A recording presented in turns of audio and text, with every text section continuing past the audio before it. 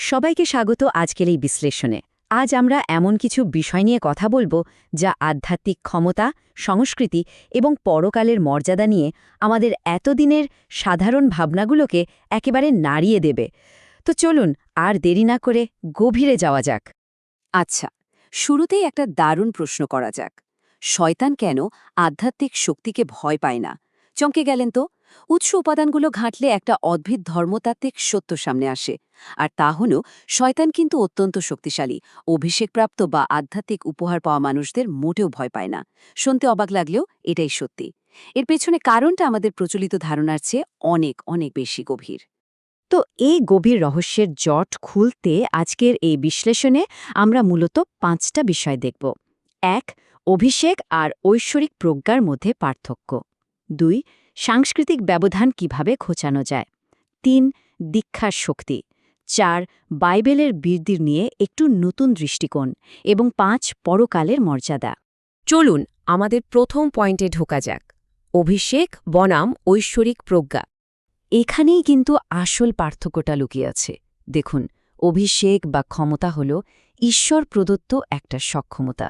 আশ্চর্যের বিষয় হল, পতিত দূত বা শয়তান স্বর্গে থাকতে যে ক্ষমতা পেয়েছিল, নিচে পড়ে যাওয়ার পরও সে কিন্তু সেটা হারায়নি, বরং সে ওই ক্ষমতাটাকে ভ্রষ্ট করেছে। অন্যদিকে ঐশ্বরিক প্রজ্ঞা হল একটা আধ্যাত্মিক কম্পাসের মতো, যা সবসময় সত্য আর ঐশ্বরিক নিয়ম মেনে চলে। আর ঠিক এই কারণে শত্রু কাঁচা ক্ষমতাকে পাত্তা দেয় না, কিন্তু ঐশ্বরিক প্রজ্ঞার সামনে সে রীতিমতো কাঁপে, কারণ প্রজ্ঞার কাছে তার কোনো চালাকি খাটে না। ঐশ্বরিক প্রজ্ঞার এই ধারণাটাই আমাদের নিয়ে যায় দ্বিতীয় পয়েন্টে, সাংস্কৃতিক ব্যবধান ঘোচানোর কথায়। মানে, ভারতের মতো এত বৈচিত্র্যময় একটা সমাজে খ্রিস্টানরা কিভাবে এই সাপের মতো চতুর প্রজ্ঞা কাজে লাগাতে পারে, সেটাই এখন দেখার বিষয়। সমাজে চলতে গেলে একটা বড় বাধা তখনই দূর হয়ে যায় যখন আমরা পেশাগত আচার আর ধর্মীয় বলিদানের মধ্যে তফাৎ করতে শিখি। ধরুন, একজন কৃষক কাজ শুরুর আগে যে ভূমি পূজা করছেন, সেটা কিন্তু নিছকই তার কাজের দিনের সুরক্ষার জন্য একটা পেশাগত আচার। এটা মূর্তির সামনে দেওয়া কোনো আনুষ্ঠানিক বলিদান বা নৈবেদ্য নয়। আমরা যদি এই সামান্য পেশাগত আচারগুলোকেও ধর্মীয় ভেবে এড়িয়ে চলি, তাহলে তো সমাজ থেকে একদম বিচ্ছিন্ন হয়ে পড়তে হবে। প্রজ্ঞা আমাদের ঠিক এই সূক্ষ্ম পার্থক্যটাই বুঝতে শেখায়। আর এই সাংস্কৃতিক ব্যবধান আরও ভালোভাবে ঘোচানোর জন্যই আমাদের তৃতীয় পয়েন্ট, দীক্ষার শক্তি। নিজ বিশ্বাসে কোনো আপোষ না করে কিভাবে আমরা সমাজের মানুষের সাথে যোগাযোগ করতে পারি, উৎস উপাদানগুলো তার একটা চমৎকার কৌশল আমাদের দেখায়। কৌশলটা হল দীক্ষা শব্দের ব্যবহার। ধরুন, কোনো একটা খাবার বা প্রথা প্রত্যাখ্যান করতে হচ্ছে, তখন শুধু মুখের ওপর না বলে দিলে তো মানুষ আঘাত পেতে পারে, তাই না? এর বদলে আমরা যদি বলি যে এটা আমাদের দীক্ষা, তাহলে বিষয়টা একদম বদলে যায়। ভারতীয় সমাজে দীক্ষা মানে হলো একটা গভীর আজীবন আধ্যাত্মিক ব্রত।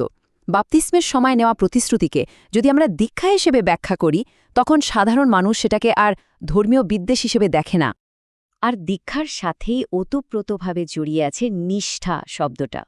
মূর্তির উদ্দেশ্যে দেওয়া খাবার না খাওয়াটাকে যখন আমরা নিষ্ঠা বা আধ্যাত্মিক আন্তরিকতা হিসেবে তুলে ধরি, তখন ভারতীয় সমাজের দৃষ্টিভঙ্গি জাদুর মতো পাল্টে যায়। মানে, তারা তখন আর এটাকে ধর্মীয় বিরোধ ভাবে না, উল্টোই ব্যক্তিগত শৃঙ্খলার জন্য ভেতর থেকে দারুণ সম্মান করে। প্রজ্ঞা দিয়ে কথা বললে পরিস্থিতি কতটা বদলে যেতে পারে, এটা তার একটা দারুণ প্রমাণ। ঠিক আছে, এবার আমাদের চতুর্থ পয়েন্ট। এই প্রজ্ঞার চশমাটা যদি আমরা বাইবেলের ঘটনাগুলোর উপর রাখি, তাহলে বিখ্যাত কিছু চরিত্র সম্পর্কে আমাদের ভাষা ধারণাগুলো একেবারে ভেঙে যায়। বাইবেলের বীরদের নতুন দৃষ্টিকোণ থেকে দেখার সময় চলে এসেছে। যেমন ধরুন, গিডিয়নের কথা। ছোটবেলায় সানডে স্কুলে আমরা অনেকেই শুনেছি যে গিডিয়ন নাকি ভয়ে লুকিয়ে গম মাড়াই করছিলেন। আসলে কি তাই? মোটেও না। প্রজ্ঞা আমাদের দেখায় যে তিনি আসলে কৌশলগত আত্মগোপনে ছিলেন। মিডিয়ানিরা যখন খাবার লুট করছিল, তখন তিনি সমাজের দুর্বল মানুষগুলোর জন্য খাবার বাঁচিয়ে রাখছিলেন, আর সঠিক সময়ের জন্য অপেক্ষা করছিলেন যাতে শত্রুর বেদিতে মোক্ষম আঘাতটা হানা যায়। এটা কোনো ভয় বা কাপুরুষতা ছিল না, এটা ছিল এক ধরনের দায়িত্বশীল উদ্দীপনা, যাকে রোশম বলা হয়। শুধু তাই নয়, শাস্ত্র যদি একটু খুঁটিয়ে দেখি, তাহলে আরেকটা মিথ ভেঙে যায়। 1 তিমথিও 2 অধ্যায়ের 14 পদে স্পষ্টভাবে বলা আছে যে আদম কিন্তু প্রতারিত হননি। হ্যাঁ, নারী প্রতারিত হয়েছিলেন, কিন্তু আদম পুরো বিষয়টা জেনে একদম পূর্ণ সচেতনতা নিয়েই কাজটা করেছিলেন। বুঝতেই পারছেন, বাহ্যিক ঘটনার গভীরে না গেলে আমরা কত সহজেই আসল সত্যটা মিস করে যাই। আর এই সব কিছুর শেষ গন্তব্য হল আমাদের পঞ্চম এবং শেষ পয়েন্ট, পরকালের মর্যাদা। কারণ সত্য এবং প্রজ্ঞার এই খোঁজ শুধু যে আমাদের পৃথিবীতে শান্তিতে থাকতে সাহায্য করে তা নয়, বরং এটা চূড়ান্তভাবে অনন্তকালে আমাদের অবস্থান কোথায় হবে সেটাও ঠিক করে দেয়। প্রেরিত পৌলের দেওয়া দেহের উপমাটার কথা একটু ভাবুন। স্বর্গে কিন্তু সবার অবস্থান এক হবে না। আমরা যদি সাধারণ সৎকর্ম বা পরিচর্যা করে, তাহলে হয়তো ঈশ্বরের কাছ থেকে সাধারণ পুরস্কার পাব, ঠিক যেমন দেহের পা কাজ করে।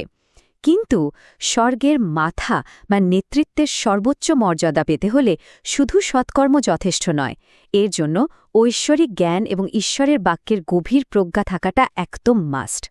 সবশেষে একটা কথা বলতেই হয়, ঈশ্বর তার প্রজ্ঞা পৃথিবীর অনেক মানুষের মাঝে ছড়িয়ে দিয়েছেন, যাতে আমরা অহংকার না করে সবার কাছ থেকে শিখতে পারি। তাই আমাদের সবার ভেতরেই একটা শেখার মানসিকতা থাকা উচিত। আজ আমাদের নিজেদের একটা প্রশ্ন করা দরকার, আমরা কি শুধু স্বর্গের একটা কোণা খুঁজব, নাকি সব সত্য জানার চেষ্টা করে ঈশ্বরের হৃদয়ে একটা জায়গা খোঁজার চেষ্টা করব? কারণ ঈশ্বরের হৃদয়ে জায়গা পেলে স্বর্গের যেখানেই থাকি না কেন, তিনি ঠিক ডেকে পাশে বসিয়ে নেবেন। দারুণ একটা চিন্তার খোরাক, তাই না? আজকের বিশ্লেষণ আমরা এখানেই শেষ করছি। আশা করি নতুন কিছু দৃষ্টিভঙ্গি আপনাদের ভাবাতে সাহায্য করবে।